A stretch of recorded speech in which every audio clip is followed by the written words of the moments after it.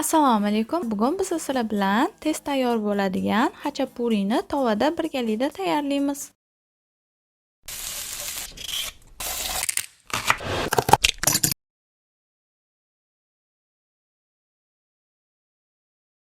Kerakli mahsulotlarni ekranda ko'rishingiz mumkin.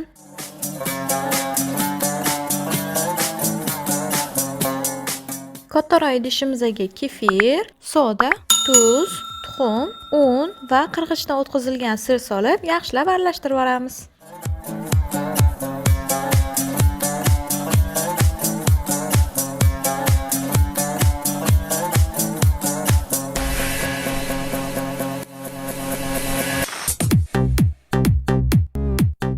Qizib turgan tovaga o'simlik yog'ini quyib olamiz. Endi tayyor bo'lgan massamizni quyib, o'rtacha olovda qopqog'ini yopib 5 daqiqa pishirib olamiz.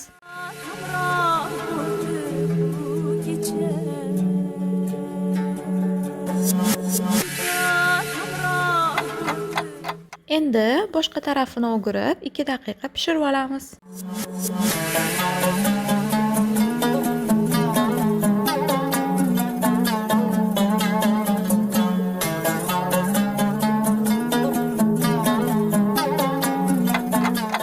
Tayyor nonushtani xohishingizga qarab sariyog' yoki smetana surib yeyishingiz mumkin. Men bu yerda sariyog' surdim.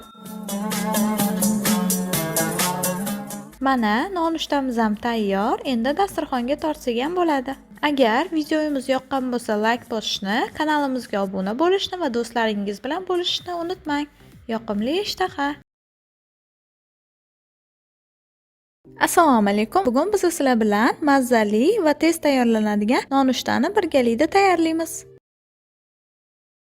Kerakli mahsulotlarni ekranda ko'rishingiz mumkin.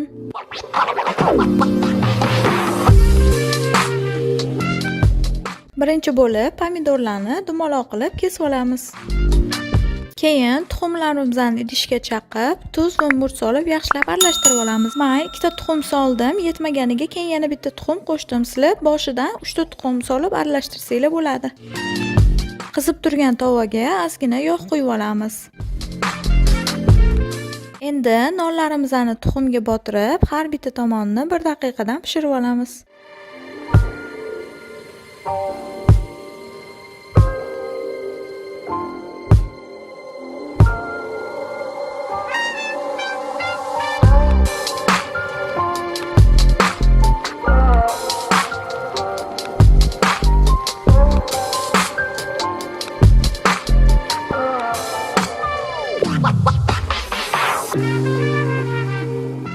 Keyin nonlarimizning ustiga tuxumimizni quyib olamiz.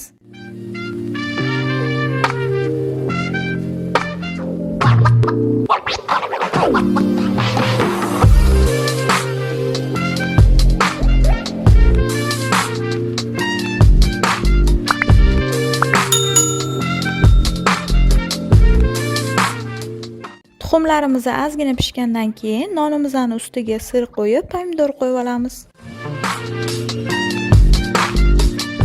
Endi nonlarimizni tuxum cheti bilan o'rab olamiz.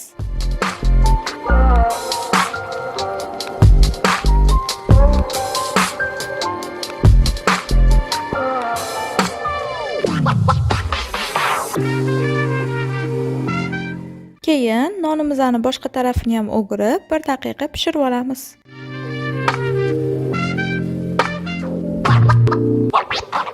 Mana yumshoq va to'yimli nonushtamiz tayyor bo'ldi. Endi dasturxonga tortsa ham bo'ladi. Agar videomiz yoqqan bo'lsa, like bosishni, kanalimizga obuna bo'lishni va do'stlaringiz bilan bo'lishni unutmang.